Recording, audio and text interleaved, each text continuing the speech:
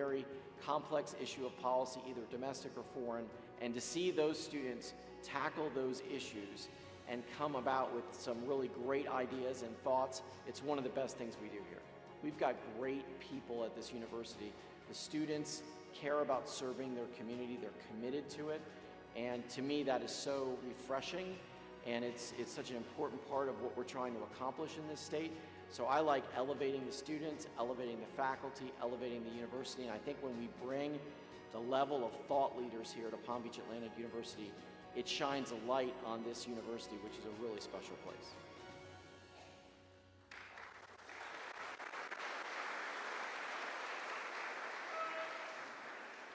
Well, good evening.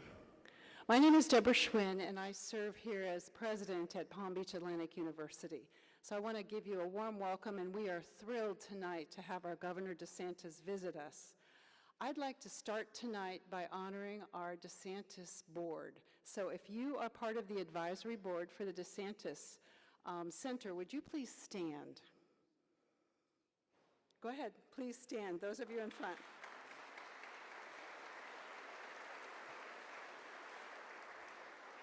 Thank you. For 15 years, we have been convening leaders, and it's really because of the support that you provide every single year, so we're deeply grateful. Thank you very much. Now I'd like to start tonight with prayer. Can we bow our heads? Dear Father, thank you for this beautiful day and for the opportunity to gather together. Thank you also for the many ways you've blessed PBA over the years and this past year. We hear you calling us to be a light on the hill, a unique Florida university where students are educated as whole people, head, heart, and soul. And as a Christian university, we stand firmly on the rock of Christ as our foundation, and that is the lens through which we make our decisions. So be with us tonight as we welcome the governor and learn together. In Jesus' name we pray. Amen. All right, now I have the privilege of introducing, or in some cases reintroducing, Senator George Lemieux. Senator Lemieux served as Florida's 34th United States Senator, where he was influential on several critical committees, including Commerce, Science and Transportation, and the Armed Service Committee. He is passionate about Florida.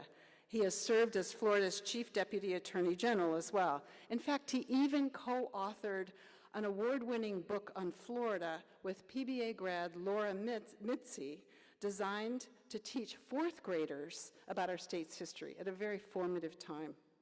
Currently, Senator Lemieux is chairman of the board of the Florida-based and increasingly national law firm Gunster. It is my great honor and privilege to welcome Senator George Lemieux this evening. Thank you.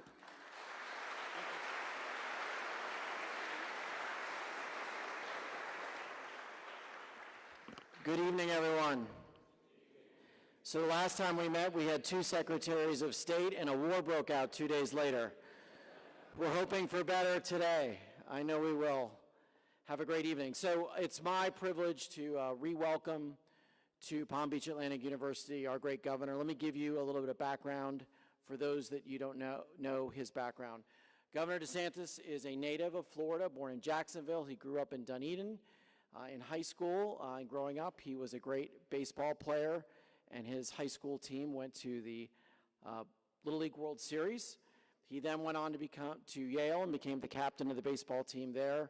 Went to Harvard Law. While he was in Harvard Law School, he joined the United States Navy and became a naval officer and served our country with distinction. Upon coming back out of the military, he was elected to the United States House of Representatives in 2012. He became the governor of Florida in 2018. In 2022, he was re-elected to become a governor by historic margins. He is the husband to Casey, and he is the father to Madison, Mason, and Mamie. Please welcome the governor of Florida, Ron DeSantis.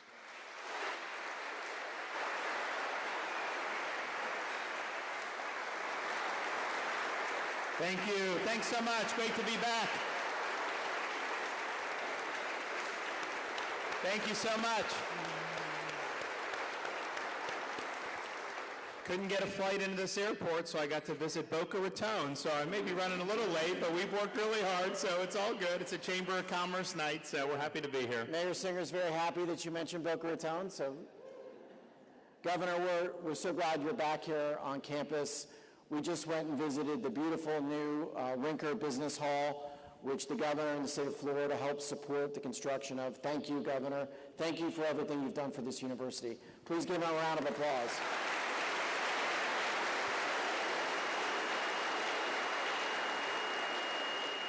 I also want to publicly thank you, Governor, on behalf of 23 million people. This is the best state in America, and a lot of what's happened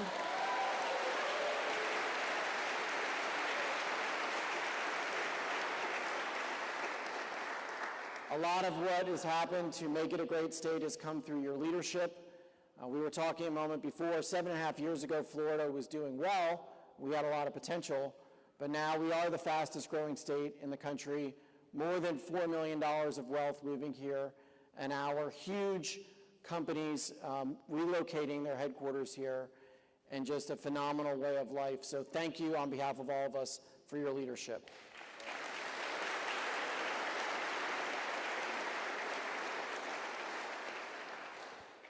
We were just talking with the students about the things that you've been able to accomplish while you were governor, and I want to take you back to what I think is probably one of your most important accomplishments, and that was the way that you led the state through COVID.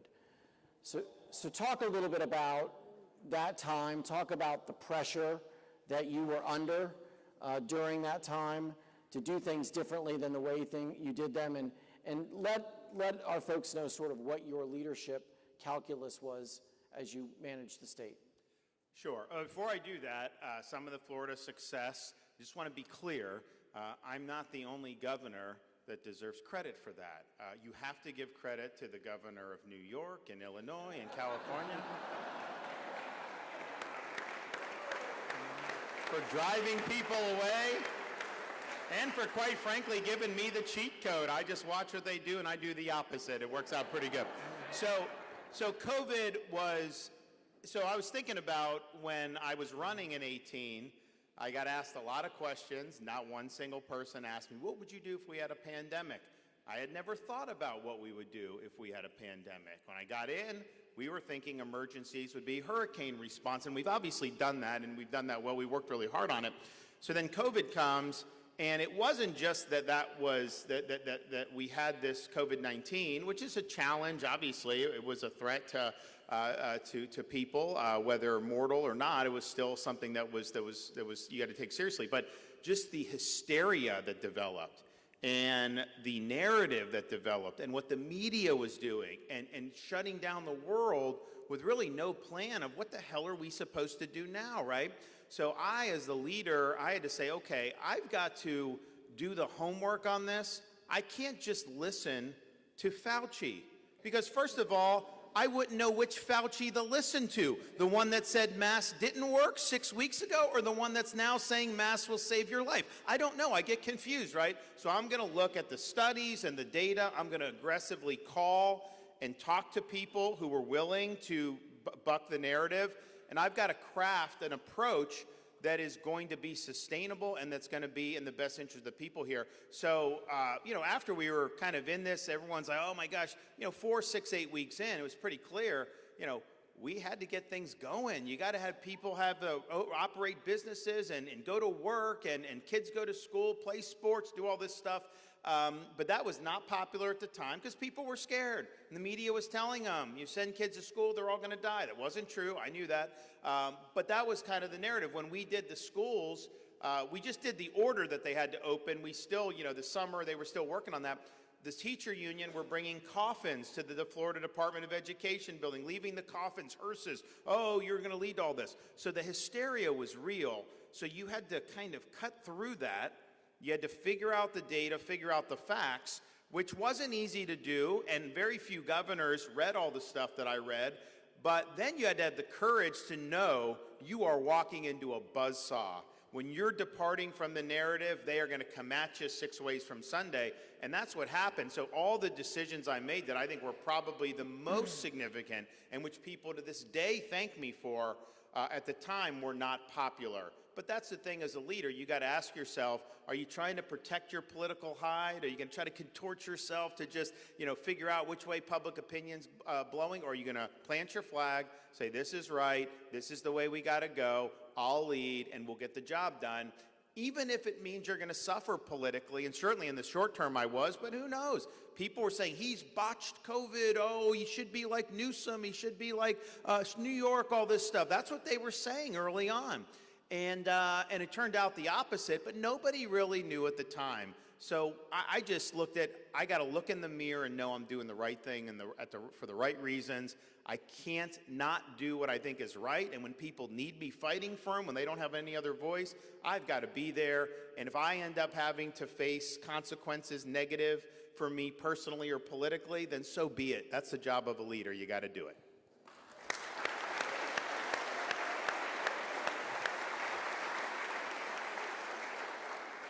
Governor, was there a moment when you were working through that process, listening to scientists and making these decisions based upon your principles, that you realized that you were right? How long did it take for things to start to show that Florida was on the right path?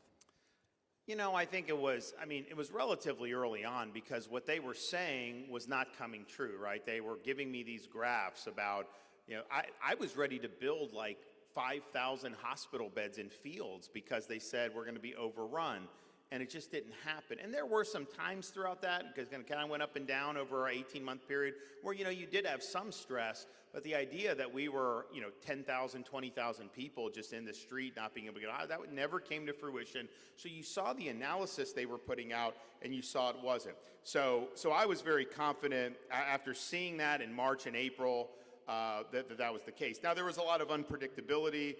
Some parts of the country would have a spike, and then we wouldn't, and then the South would have one, right? And, oh, see, they're open. That really wasn't it. There were just cycles to this.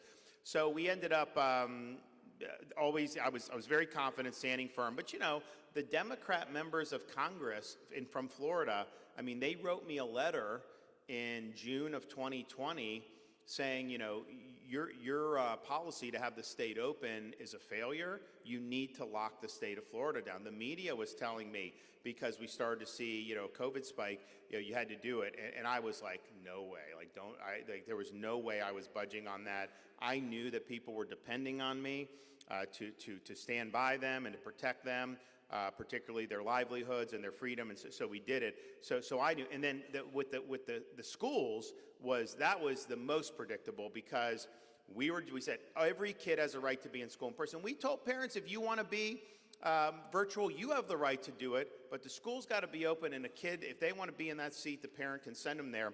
And so we did this, and we have a staggered opening in Florida. So some of our rural schools open earlier in August, most of them mid-August, some of them even later August, depending on the school district. So our first schools were opening in starting the school year in North Florida, I think Baker County, very rural area. I got 92% of the vote there. So good area, but rural. And Good Morning America shows up, and the subtext of the report was, these stupid Floridians, what the hell are they doing? They're going to send their kids to die in school. And then a week went by, 2 weeks went by, 3, the sky didn't fall. 4 weeks went by.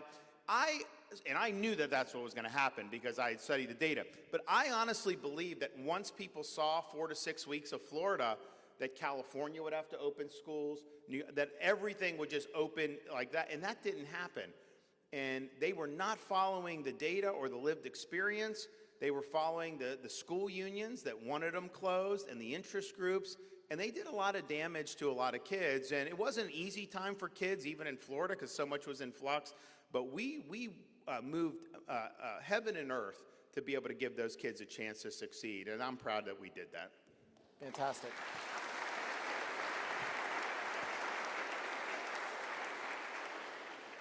So as governor, you're the chief executive officer of the state of Florida, and you've got a lot of responsibilities. You propose legislation, you work with the legislature, you manage state government, you propose new ideas. But I think most people in this room know about those functions, but is there something that you do as governor, or a few things you do as governor, that are not things that the average Floridian, even an educated Floridian, knows? Oh yeah, I mean, it could be something. Someone will come up to me and say, "Hey, my brother, he got in trouble with the law 40 years ago. He's doing this. He wants to," and like I can do it, put him through a clemency, right? I can say, "Okay, he's been productive. He's done this." Like I won't do it if you don't have a good record, and then you do, so people can come, and then we can do it. I'm very accessible in the sense I'm always traveling the state. You'll see me at Wawa, you'll see me at a sports game, you'll see me at all these places. So people come up to me, and they will tell me different things. So I think it's just, as governor, sometimes I have ability to move stuff for people. Sometimes within my formal power, sometimes I just make a phone call and say, well, I'll tell a story. There was a fella, I don't know, I forget where I was, but we were in town, out of state. We were doing something for, it was the College World Series. We were there for Florida State. Well, I had some time because the game wasn't until 7:30, so I went to a local golf course, and we're playing with some of these guys that I became friends with, and they have these caddies, and there's this young kid. And he's telling me he's in college, but he didn't say where, and so we're playing. Then towards the end, he's like, I'm going back to Florida in August or something. Like, Florida? Where are you? I'm going to University of Florida. I was like, I didn't know that. Why are you going to Florida? You're from Omaha or whatever. He's like, well, my grandparents live there. I was like, oh, do you get in-state tuition? He's like, no, I'm from Nebraska. I was like, you can qualify with grandparent residency in Florida. He's like, I didn't know that. I was like, hey, kid, give me your information. It's going to be the best caddy tip you've ever gotten. And we got it done. Yeah, fantastic. So, Governor, we just sort of finished a legislative session. They did not do the budget, which is the one thing they have to do, and they're going to come back. A lot of the talk about Florida, for all of the good things that are happening, is there's a lot of talk about affordability with houses and property taxes and property insurance. A lot's been done thanks to your leadership on property insurance. What's going to happen in this special session? Well, so I think it's important to understand the issue of affordability and what's the root issue with why things have become more expensive. There's a variety of factors. The housing in Florida is part because of the demand to live here. People were buying houses sight unseen in 2020, 2021, 22. Massive, that was happening. But it's really the federal government, how they've borrowed, printed, spent money over these last 4 or 5 years. That is what has produced the inflation in the economy. And so there's not an easy thing for the state government, with our budget's $115 billion, and they're running $2.2 trillion deficits every year, that we could just lower the price of groceries with state action, or even lower the price of homes. So that's just the root of it. And you're seeing inflation's ticking up. Mortgage rates are now going back up.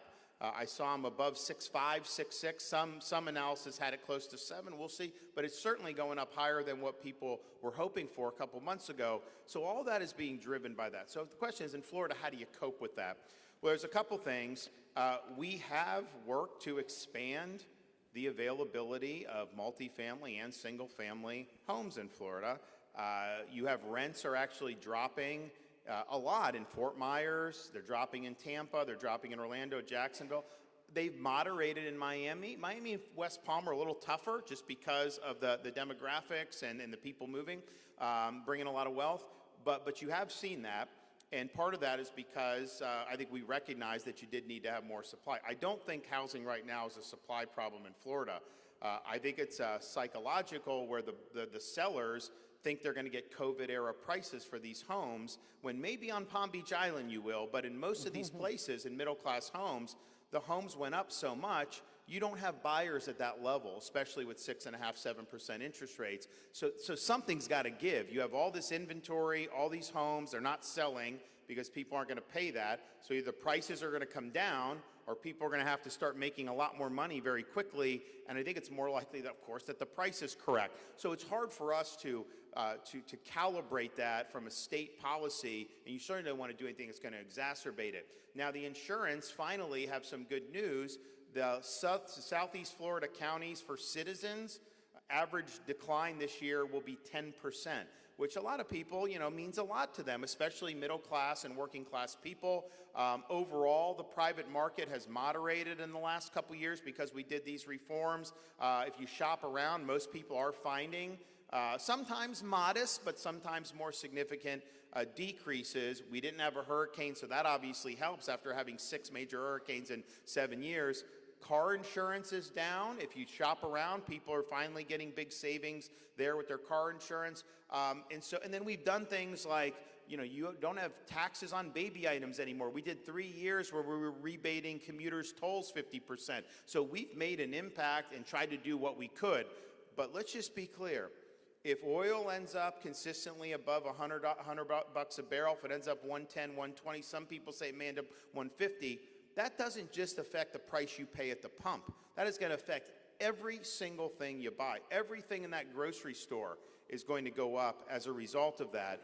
So that's going to be difficult if that happens for a lot of people. So I think that we've taken good steps, but I also know you are going to need to see some recalibration from Congress in some of the things they're doing. That's why one of my side projects as governor is to help other states do what Florida's done and certify for a constitutional amendment, not just a balanced budget amendment, which we need, but also term limits for Congress. I think if we did those 2 things, we'd be in really good shape.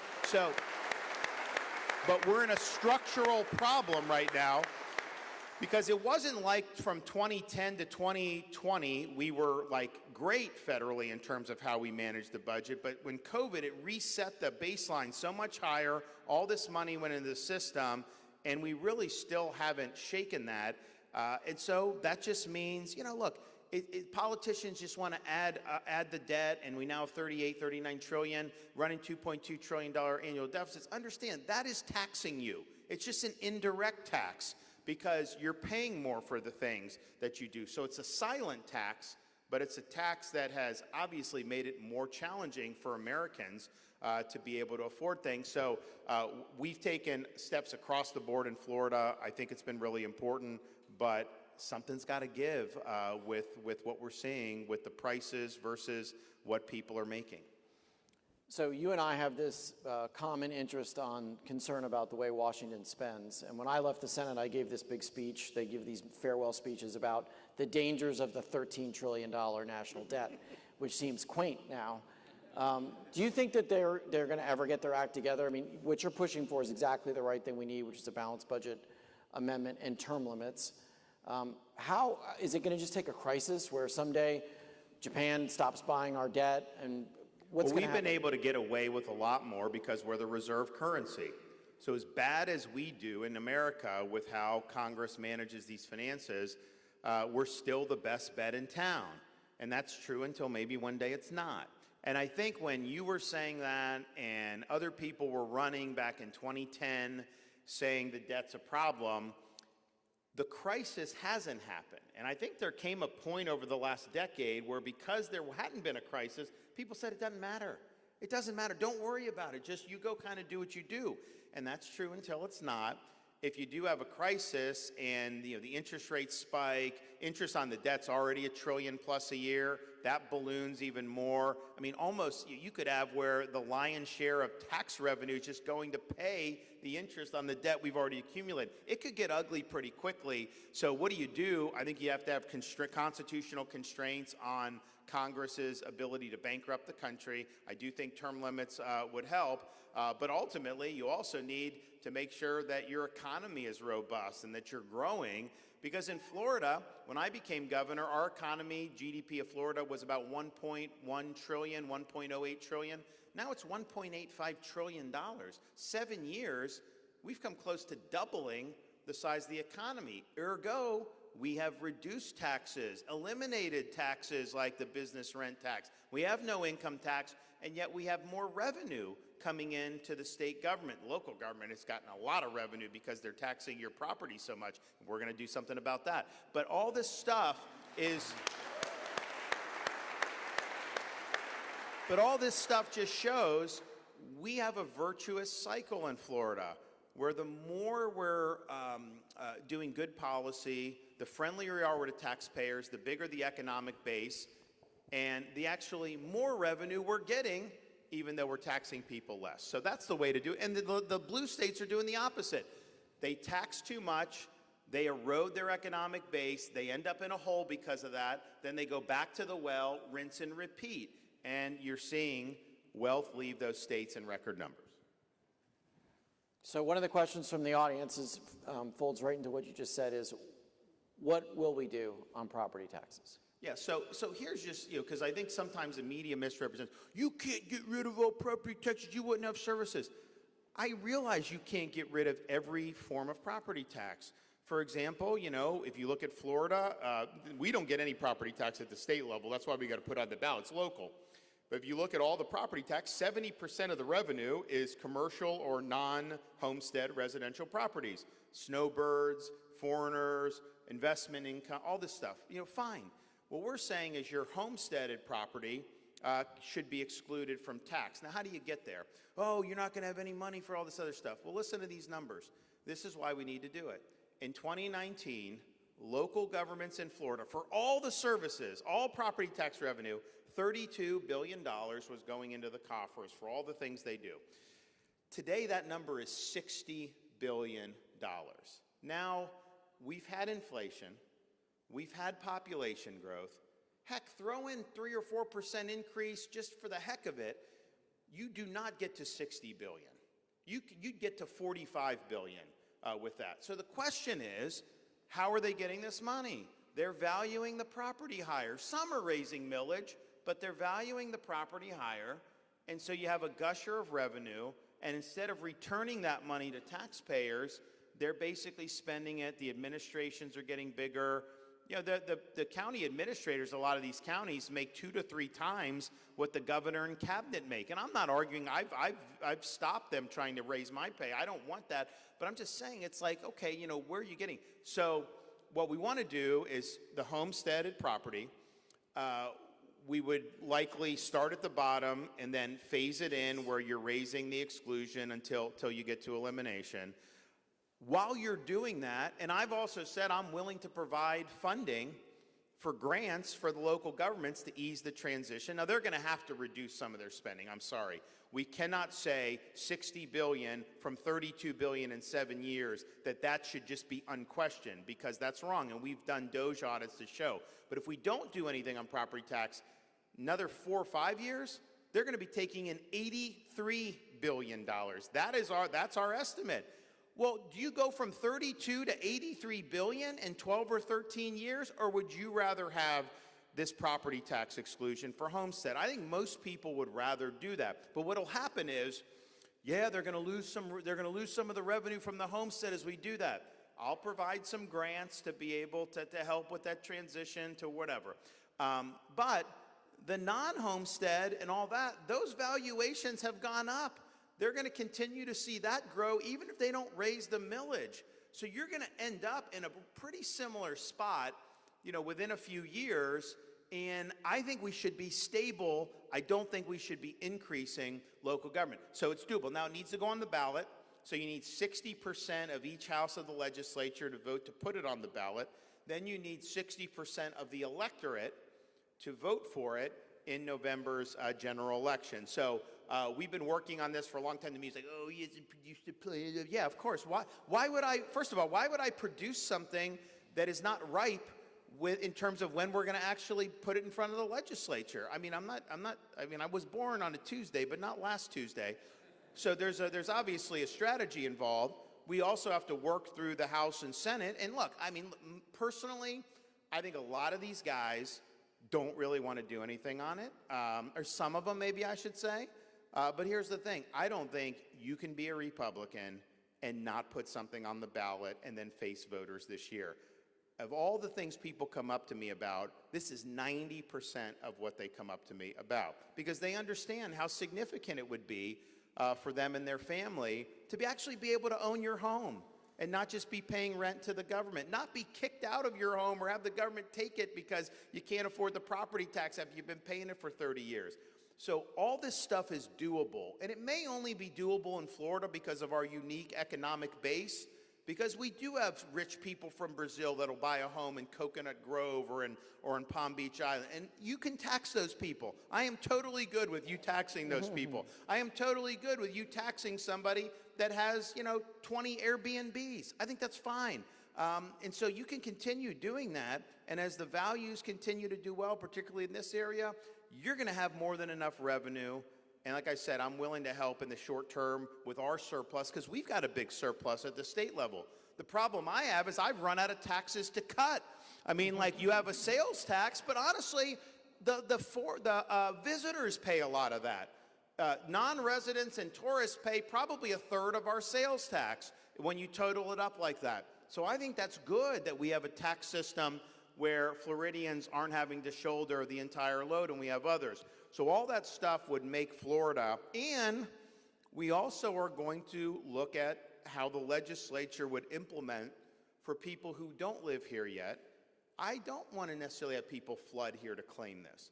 Maybe you got to come and you got to live and you got to pay tax like Floridians have been doing for a time. Then you can qualify after you have some skin in the game. So we're thinking of all those things. We're going to craft it into we kind of have a baseline of a lot of what we're doing. We kind of wanted to get through the budget before we really came out. So I think we'll do that. And then between now and the election, there will be something that will be done, something that will be proposed. I think everyone here who is of the mind we want to do something on property tax, I think everyone here would be very happy. And I think a lot of people not here are going to be very happy. And if we have an opportunity to swing for the fence, let's do it. Fantastic.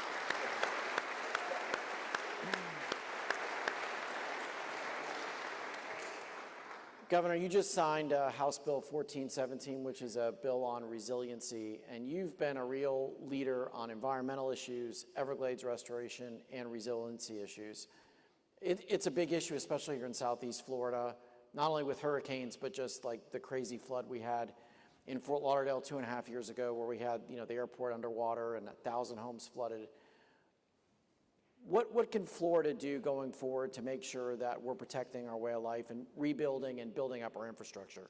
Well, one, we have to finish the job on Everglades restoration. So we've done what no one thought was possible with the amount of resources we've done, the projects we've completed. We've now gotten delegation from President Trump's administration to do some of the federal Everglades projects because we can do them faster than the federal government, and they're finishing up working on the Everglades Southern Reservoir. So it was supposed to take until 2034. We've moved it up for the feds to be completed by 2029. So that'll mean from the day I took office, 10 years, not only did we do everything, we will have gotten the feds to do everything, that's a very tough thing to get done. And so that really restores the plumbing of the state of Florida, the way God intended it, and you have water flowing south now like we haven't seen in a long time. That'll continue. Discharges out of Lake Okeechobee will no longer threaten our coastal communities, and that's going to be, it is right now, but it will be the biggest and most significant environmental restoration in the United States in the history of our country. And so that's something that you should be proud of. So we've done that. We've also done, because look, we're a growing state. Senator asked about housing affordability. There's a supply and demand to that, right? You can't just say we're never going to build more housing and expect it to become more affordable. It's not the way it works. At the same time, do we want the state to just be a concrete jungle, or do we want to preserve the unique environment? I want to preserve the unique environment. So we have done about 250,000 acres in conservation through our Florida Wildlife Corridor. So it goes from southern Florida all the way up the spine of the state. It's kind of like our version of a central park, where that will be wildlife and that will be undisturbed for the rest of Florida's history. I think that's a good thing. We've been able to make a lot of strategic land purchases where we can put the land in conservation. We have a rural family lands program.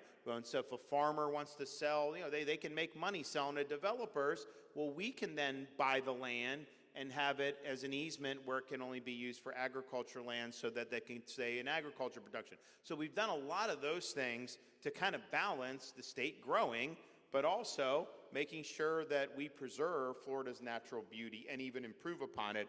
And then also on resiliency, we launched this program, I think about 6 years ago, and basically the insight, and the reason why I wanted to do it is because Hurricane Michael hit in 2018. I was running for governor, but I went there to help, and then when I got in, I was there all the time helping those folks. But it was a very powerful storm. You'd have a building that was built within like the last 10 years, and you wouldn't have even known a hurricane went through. Then you have a building that was like 50, 60 years old, built to different specifications, and it was reduced to rubble. Nothing left. Total destruction. And so the new construction, some of the things that can be done to mitigate the risk of these hurricanes, some of the stuff really does work. Raising some of the substations, like some of our utilities have done. This way you get the power back on quicker. Some of the other people are raising their homes now in some of these areas. We've provided grants to do all that. So we're a peninsula, smack dab in the middle of very tropical weather. We didn't have a hurricane last year. You know, knock on wood, you know, you guys in Southeast Florida really haven't, you know, had a big one in quite a while. Southwest Florida can't say the same thing. The Big Bend can't say the same thing. And hopefully we get another uneventful year. And sometimes we do have good stretches where we don't get any. I think that'd be great for the state. But you got to prepare. And I'll tell you, this has made a difference. And so our program, we've probably done more than $1 billion in matching grants. Local governments can do things. We've done things with homeowners to be able to help them do all these things. But this is just the world we live in. And, you know, the media would all be like, oh, this is just climate change. The most significant hurricane in our history happened in the 1930s, the Labor Day hurricane, most powerful that's ever hit Florida. The deadliest was in the 1920s, Okeechobee hurricane. There is nothing new under the sun with this stuff. We have always had a risk of these major hurricanes. We can deal with it so much better now than they could then. And I think you're going to continue to see that commitment. And it's going to make, and I tell some, you know, honestly, I think some of these insurance companies have seen some of this. What they predicted for Milton versus what actually happened, it was a lot less. And I think part of the reason was the way things are more built to handle these specifications. So, you know, there's a lot of things we can do to mitigate this and to make it a more manageable risk rather than an existential risk. Let me have you turn your attention a little south. What the president was able to accomplish with Venezuela was historic, and there's talk now that there could be some changes, meaningful changes in Cuba. And one of the questions from the audience is if there is that change, what will Florida's role be in hopefully a new free Cuba? Well, one, I mean, I wanted to send in 21 when they had the uprising, the regime cut the internet. So I was in negotiations with this company that would fly a hot air balloon in the air and then beam internet down to people on the ground. And I was going to fund that to be able to do that because Biden would not help those people. But they were scared that the feds were going to yank their business license and all this other stuff, so we didn't. So I thought that was a huge missed opportunity to be able to help those people seize their own destiny and move in a direction of freedom. So having a pro-Western, pro-America free government in Cuba would be a boon for that island. That island's got a lot of potential and a lot of different things, and so hopefully we see that day. Now, how you get there has been very tricky over the years, as we all know. I think our role, if you did see the government collapse, and I think the Trump administration of the same mind, if that happens, what you want is people in Cuba and people in the U.S., maybe exiles who want to be a part of a solution. We want those folks in Cuba doing that. We don't want a big migration into Florida. So we already have our mass migration plan ready. Like I said, the Trump administration agrees with us. I would love to see some of the folks here who grew up in Cuba and had to flee. I'd love to see them back helping create a potentially prosperous site. It would not take much if you just had a halfway legitimate government that wasn't 100% corrupt and actually respected people's rights and the rule of law. I think you can do better than that. But if you even had that there, you would see that island boom. some of you, your kids and grandkids, will be going to spring break there. They'll be going on honeymoons there. People will be doing golf trips there. They'll be doing all kinds of stuff. It will be a very successful island. I've been to Guantanamo Bay as a naval officer, not as a detainee, but I was there. not a garden spot. I've seen the coastline and everything. It's very, very pretty. So I think it would be an amazing thing to see have happen. It's not easy. I mean, I think the Venezuela getting Maduro was an amazing operation. I think how this government post-Maduro operates, I still think that's an open question. You basically left everyone else in, and you have a sword of Damocles over them saying, hey, you got to change your behavior, or otherwise this could be you next.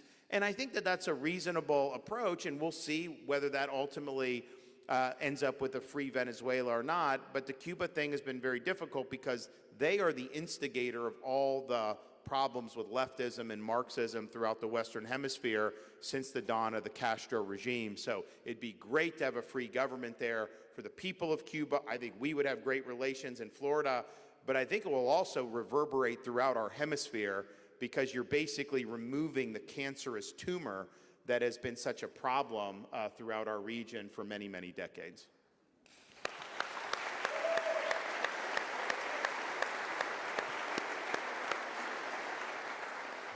So a question from our audience, actually a few people asked this, I'm sure you're getting this question a lot, is what's next for you? You ran for president. A lot of us would like for you to run for president again. Had President Trump not come back and thrown his hat in the ring to run for election again, you would have won Iowa and probably would have been on your way to the nomination. What's your future? Well, you know, I got to run through the tape. I mean, I've got a lot on the plate. We talk property tax. There's other stuff we're doing in the budget. I'm doing this stuff on Everglades. I got so much to do. So I'm not like planning or thinking I'm going to do this, I'm going to do that, because all that kind of takes care of itself. In terms of politics, I've never been one to try to like, oh, position, I'm going to do this or that. It's interesting. You know, people that cover politics, they just don't get that like someone like me, I don't poll. I've never taken a poll since I've been governor. I do things because I believe in it, and obviously I think that people will see it my way, but you know, the reality is I'm doing it. So it's like, oh, he's doing this to try to do it. No, I'm doing it because I believe in it. I think a lot of them just, it doesn't compute to them that someone would want to do that. So my view has always been, you know, lead, put points on the board, deliver results. All this other stuff takes care of itself. In government, out of government, you know, we'll see what happens. But I want to make sure that we're able to say at the end of 8 years, okay, our economy was this big when I get in, now it's this much bigger. You know, our tax burden was here, now it's this much lower. Our debt is over 50% lower since I've been here because we've retired so much of it since I've done. All these different things, you know, I think is really, really important, and so we'll do it. And, you know, doing things nationally, all this other stuff, you know, who knows? I think that there's just a lot of, things change so fast in this day and age. I mean, you know, 2 months ago, it seems like a lifetime ago. Think of all the new things we're talking about right now with what's going on in the world and everything just in the last 2 months. And so who knows how all this stuff evolves. And of course, just politically, we have an election in November. Now, obviously, I'm termed out. I'm not running. But for Republicans, it's going to be a challenge. I think the way the winds are blowing currently, I don't think it's insurmountable, but I do think it's a challenge. I remember running in 18 where it was a blue wave year. It isn't easy because there's some voters, they're going to vote against you because of the R next to your name or the D, depending on which way the wave goes. And there were people, some of these people just hated me. They didn't even know who I was. But, oh, Trump endorsed him, I'm against him, or whatever. So you just have to contend with that. And in Florida, we've built up such an advantage that a lot of people kind of take it for granted. But, you know, the minute you start taking things for granted, things can change very quickly. When I got elected, we were a swing state. We were a 1-point state. Every major election was on knife's edge, 1 point here, 1 point there. And a lot of people thought when I got in, well, it's going to move left, and so he's going to have a tough time getting reelected. And the opposite happened. We had 300,000 more registered Democrats in 2018. Now we have 1.4 million more registered Republicans. You've never seen a shift that dramatic in 7 years in the modern history of this country. So that's good, but at the same time, I think we got that because we delivered results. And there were people that had been maybe registered Democrats, that's what their parents were when they were 18, who started looking at what we were doing. You know what? I'm a Republican. I want to do that. Hey, the governor's a Republican? Oh, I'm a Republican. And people moving down here.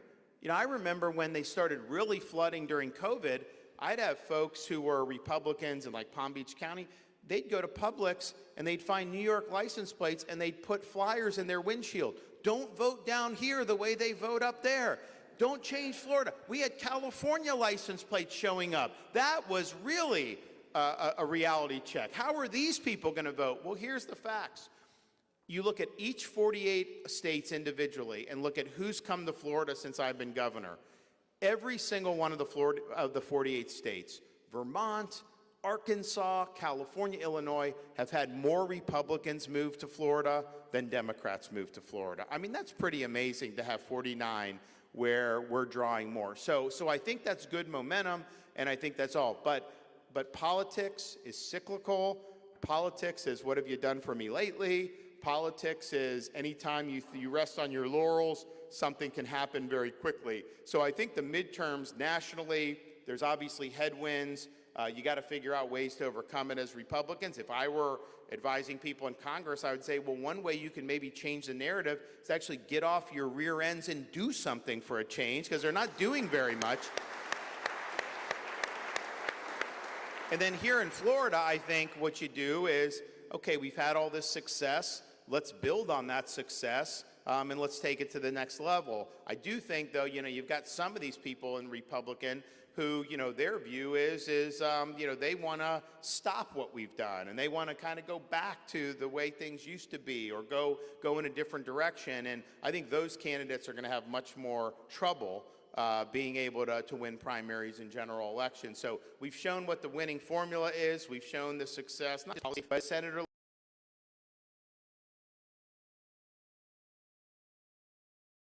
in the entire history of the state of Florida in 2022. That's a swing state? No. We made sure that it's a good Republican state. So all that being said, I just think stay tuned. There's a lot that happens politically, and hopefully we end up maybe changing the narrative a little bit this November from where the national narrative is going vis-a-vis Republicans. Well, a lot of us like to see you do something else after this, so we'll hope you keep you involved.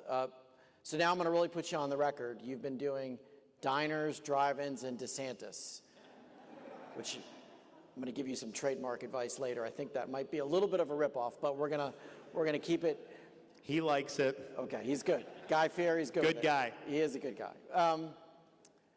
You've been to different places, so now in front of the people of Florida, tell us what's the best fish sandwich in Florida.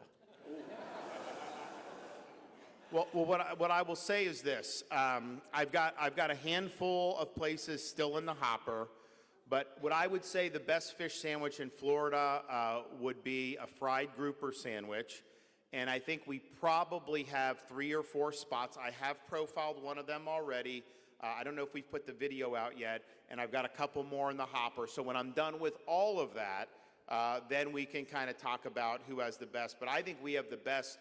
We have the best grouper anywhere in the country. We were just down in the Everglades yesterday. We were in Everglades City. We did a video. We'll put that out in a week or two at this place, Camellia's Street Cafe. It's in Everglades City, right there on the water. But this is old Florida. And they're serving stone crab bisque. And this, I love lobster bisque, but you do lobster bisque, little piece of lobster here, there.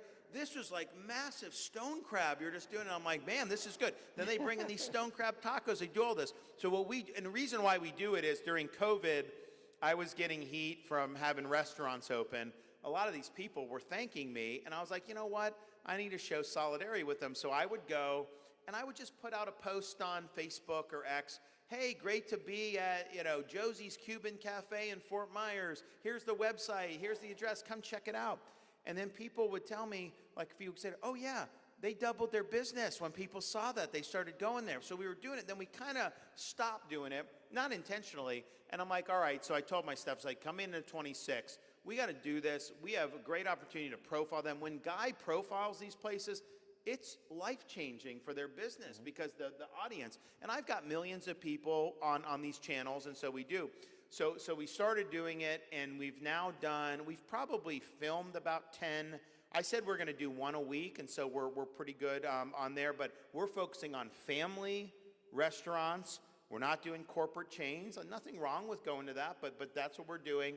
And I know we did one, the first one we did some Chicken Shack, and the guy called the next day. He's like, I got all these people showing up to my Chicken Shack now. What's going on? So it's a good thing, I think, but it profiles parts of Florida inevitably that a lot of people may not know. Look, that island across there, Palm Beach Island, it's great, but it's kind of la-la land. Miami, South Beach, great, but we've got places that are a little more off the beaten path that maybe someone who's visiting from New York City would never think of going. And now they see these places, and they're like, oh, man, where's Steinhatchee, Florida? Them stone crabs look good. Oh, okay, it's up there. All right, well, if I'm driving by, maybe I'll go. So people then plan trips to be able to do all those things. But I will say this. We do pizza, seafood, burgers. People say, well, what are your kids like? And so my kids are in elementary school, kindergarten, second, third, and they've grown to really, much to their mother's chagrin, they've grown to really like McDonald's, but their favorite burger is their dad's fried onion Oklahoma burger, the smash burger where you do the onions thin, you do it, the double patty. They think that's the best burger, and they asked Dad to make it, so I'm kind of proud of that one.